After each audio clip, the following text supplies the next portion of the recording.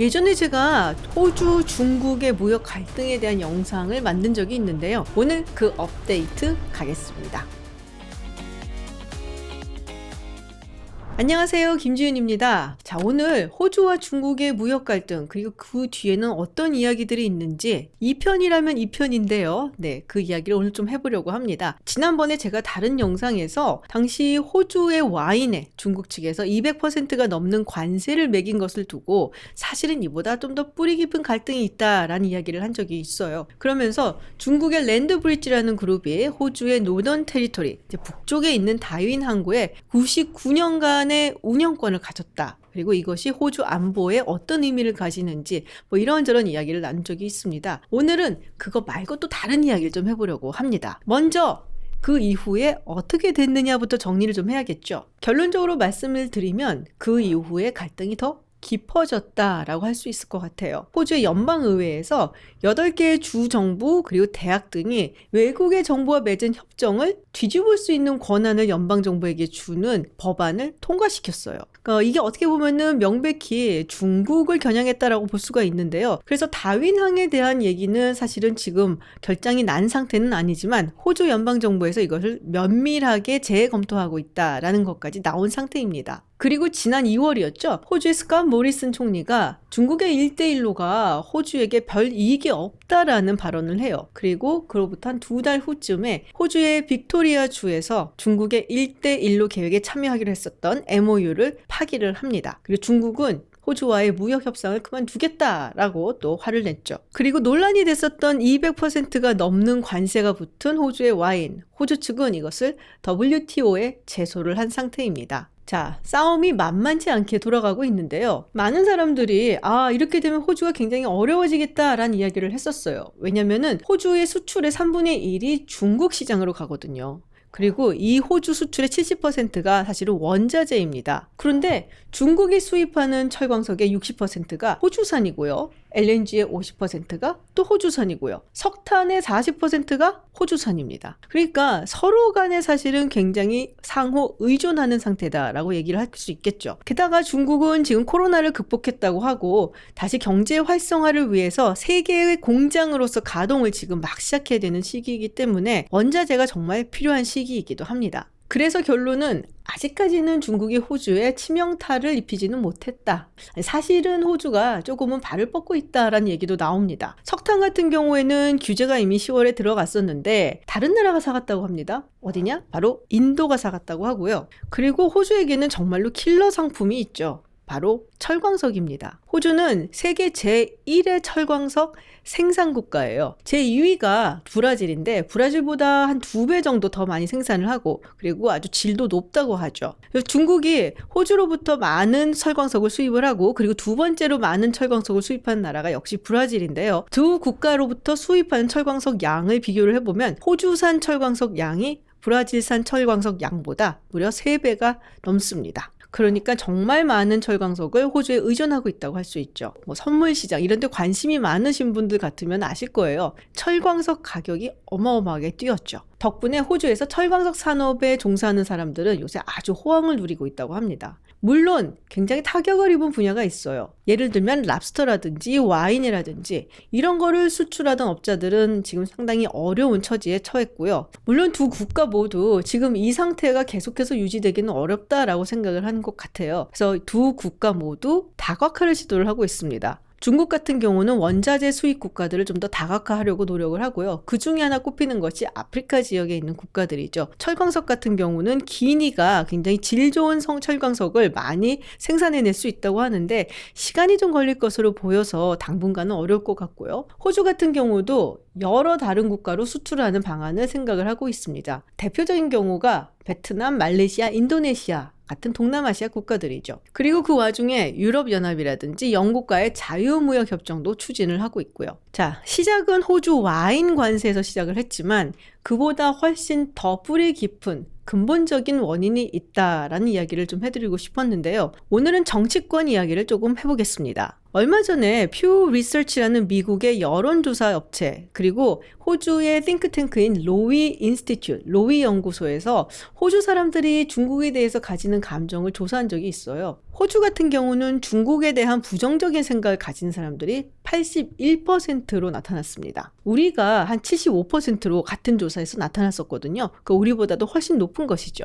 그럼 무엇이 문제냐? 먼저 중국의 영향력이 정치권, 경제, 사회, 문화 거의 모든 곳에 전방위적으로 뻗쳐 있고 그것에 대해서 호주 사람들이 아주 위협적으로 느낀다는 부분입니다. 먼저 호주의 정당 시스템을 이야기를 하면 현재 호주의 집권 여당은 보수 우파 성향을 가진 자유당입니다. 그리고 진보 좌파 성향을 가진 노동당이 있죠. 이렇게 두 정당이 양대 산맥이고요. 그 외에 군소 정당들이 조금 있는데요. 2016년에 한 사건이 있었습니다. 샘 데스티아리라는 노동당에 떠오르는 정치인이 황샹무라는 인물과 수상한 연결고리가 있다라는 거였어요. 이 황샹무라는 인물은 2011년에 호주로 건너온 부동산 개발업자입니다. 호주 영주권을 가지고 있는 인물이었는데요. 뭔가 정치 자금을 제공한다라는 듯한 얘기죠. 그리고 2016년 선거를 앞두고 이 데스티아리 의원이 이 황샹무와 함께 중국어 매체들을 모아놓고 이런 얘기를 해요. 남중국해 문제는 남중국해 분쟁 당사국들끼리 해결을 해야 된다. 그리고 우리는 중국의 의견을 존중한다라는 것이었죠. 이게 문제가 될 수 있는 게요. 이 발언은 당시 노동당의 당론과는 반대되는 입장이었거든요. 그 외에도 황샹모는 데스티아리 의원에게 걸려있는 소송의 비용을 대주기도 했고요. 또 중국 공산당과 관계가 있는 인물이 데스티아리의 여행 경비를 대주기도 했다라는 의견이 있었습니다. 그리고 결정적으로 이 데스티아리가 황샹모에게 호주의 정보기관이 너를 도청을 하고 있는 것 같다 라는 것을 알려주면서 결국 데스티아리는 2017년 의원직을 사임하게 됩니다. 데스티아리 사건으로 인해서 호주 언론은 호주 정치인과 중국 공산당의 커넥션을 대대적으로 파헤치기 시작을 합니다. 그러면서 알아낸 것이 좌파인 노동당 그리고 우파인 자유당 막론하고 정말로 어마어마한 정치 자금을 뿌렸다는 것인데요. 2013년부터 15년 사이에 550만 호주 달러를 살포를 했다고 알려졌습니다. 근데 이게 가능했던 이유는 호주는 굉장히 많은 선진국들 중에서 얼마 안 되는 외국의 정치 자금을 허용하는 국가였기 때문이거든요. 말콤 텀블 호주 전 총리가 이런 말을 했어요. 중국의 공공외교는 3C다. Covert, Coercive, 그리고 corrupting. 네, 암암리에 몰래 그리고 강압적으로 그리고 부패한 방식으로 이루어진다라고 맹비난을 한 것이죠. 예를 들면 정치인이나 학자들에게 정치 자금을 대준다든지 아니면은 연구소를 세워서 연구 자금을 대준다든지 하는 방식으로 진행을 합니다. 그래서 그들이 중국에 대해서 우호적인 발언을 하고 또 친중적인 연구 결과를 내놓고 그리고 여러 가지 용역 과제도 주겠죠? 아주 많은 돈을 붙여서. 그리고 호주에는 120만 명이 넘는 중국계 호주인들이 살고 있는데요. 특히 멜버른이나 시드니 같은 대도시에는 정말 많은 인구가 살고 있죠. 이들이 아주 중요한 유권자 블럭이 될 수가 있는 거고요. 그래서 이들을 이용해서 정치인들에게 압박을 하는 방식도 사용을 한다고 하죠. 그리고 이런 일들이 중국의 공산당 중앙위원회에 속해 있는 연합전선 부서에 의해서 조율된다고 하는데요. 황샹모도 이 연합전선 부서와 연관이 있다라고 알려져 있죠. 결국 2017년 12월 텀블 총리가 외국의 호주 정치권에 대한 개입이 있다라는 말을 하면서 이 부분을 철저히 조사를 해서 기밀 보고서를 만들도록 합니다. 그리고 곧 외국에서 호주 정치계에 정치 자금을 주는 것을 금지를 하고 또 개입을 하는 것을 금지하는 법안을 주도해서 통과를 시키고요. 그리고 몇 달 후에 호주는 화웨이와 GTE를 5G 사업망에서 배제합니다. 사실 다윈항 계약이 맺어졌었던 2015년 그 당시의 통상장관이었던 앤드류 랍 장관에 대해서도 여러 가지 의견이 있었어요. 이 사람이 장관직에서 물러나기 하루 전에 어떤 회사의 고위직 임원으로 가기 위한 계약을 맺습니다. 뭐 하루 전에 맺는 거니까 뭐 바로 출근하려고 그랬나 보다 라고 생각을 할 수 있는데요. 그 계약을 맺었던 회사가 어디냐? 바로 랜드브릿지 그룹이었던 것이죠. 물론 이 통상장관이 랜드브릿지 그룹에게 이 다윈항의 99년 운영권을 주게 하는데 어떤 압박을 가했다 이런 정황은 보이진 않습니다만 뭔가 좀 껄쩍지근한 것은 사실이라고 할 수가 있죠. 텀블 총리의 이런 강경책이 나오니까 여론은 상당히 호응을 했어요. 그런데 학계, 대학, 연구소 그리고 일부 정치인들이 이에 대해서 강경하게 반대를 했죠. 중국인 혐오냐? 왜 이렇게 강경책을 쓰는 것이냐? 중국의 시장이 얼마나 넓은데 경제적으로 우리가 얼마나 피해를 받을지 알고 이런 걸 하는 거냐라는 비난이 쏟아졌었죠. 지금도 스캇 모리슨 총리의 대중국 강경책에 대해서 노동당 측에서는 일부 의원들이 비판을 하고 있죠. 그러면 왜 하필 호주였을까라는 생각을 해볼 수가 있습니다.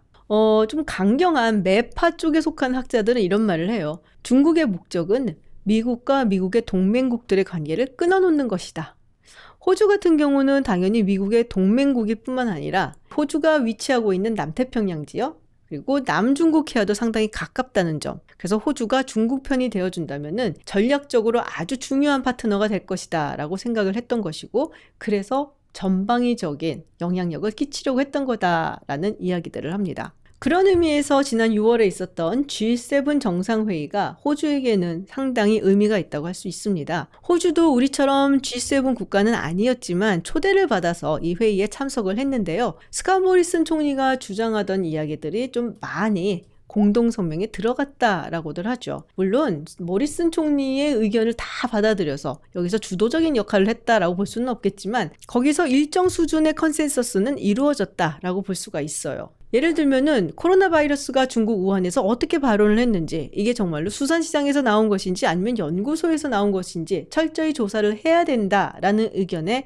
미국을 비롯한 다른 국가들이 동의를 했죠. 그리고 모리슨 총리는 바이든 미국 대통령 그리고 보리스 존슨 영국 총리와 3자 회담을 가지면서 이 세 국가 간의 동맹을 아주 공고히 하기도 했습니다. 호주 언론에 따르면은 이 모리슨 총리가 다른 대륙 유럽 국가들을 설득하기 위해서 꽤 노력을 했다라고 보도를 하고 있어요. 예전에 이런 일이 있었어요. 주 호주 중국 대사관에서 호주 정부 그리고 호주의 몇몇 언론들에게 중국이 정말로 불편하게 여기고 아주 불만이 많은 쟁점 14가지 리스트를 적어서 준 적이 있다고 합니다. 그 14가지에 보면은 뭐 꽤 여러 가지가 들어가 있는데요. 예를 들면은 신장 위구르 지역의 인권 문제를 이야기하는 것, 그리고 코로나 바이러스의 발원지를 조사하자고 이야기를 하는 것, 화웨이와 같은 기업들이 5G 사업망에서 배제된 것들, 이 반중 성향을 가진 아스피라는 띵크탱크에 후원금을 제공하는 것, 뭐 한 이런 것들이 14가지를 적어서 좋다고 하는데요. 글쎄 왜 이런 걸 왜 줬는지 저도 이해는 가지 않습니다만 이 14가지가 적혀있는 파일을 스캇 모리슨 총리가 가져가서 뭐 마크롱 대통령이라든지 이런 사람들한테 보여주면서 설득을 했다고 하죠. 이게 지금은 대륙 유럽에서 멀리 떨어진 인도태평양에서 벌어지는 일 같겠지만 결국에는 자유주의 국제 질서를 위협하는 것이다 라고 설득했다는데요. 뭐 제가 그 자리에 있지 않았었으니까 그게 진실인지 아닌지는 모르겠습니다만 어쨌든 호주에서는 모리슨 총리가 이번에 톡톡히 일을 잘하고 왔다라는 평가가 있는 것 같습니다. 호주와 중국의 관계 이후로 계속 안 좋아지고 있고 앞으로도 좀 힘들 것 같아 보여요. 물론 국제사회에서는 영원한 적도 또 우방도 없다고 하니까 또 어떤 이해관계가 맞게 되면 서로 간에 우호적으로 변할 수가 있겠지만요. 지금으로선 조금 힘들지 않을까라는 생각이 듭니다. 그리고 많은 사람들이 이 호주의 경우를 잘 봐야지 된다라고 이야기를 하죠. 어쩌면 한국에게도 꽤 교훈이 될 수 있는 케이스다라고도 이야기를 하는데요. 오늘 호주와 중국의 이야기 업데이트 편 여기서 마치겠습니다. 다음에 더 재밌는 내용으로 찾아오겠습니다. 고맙습니다.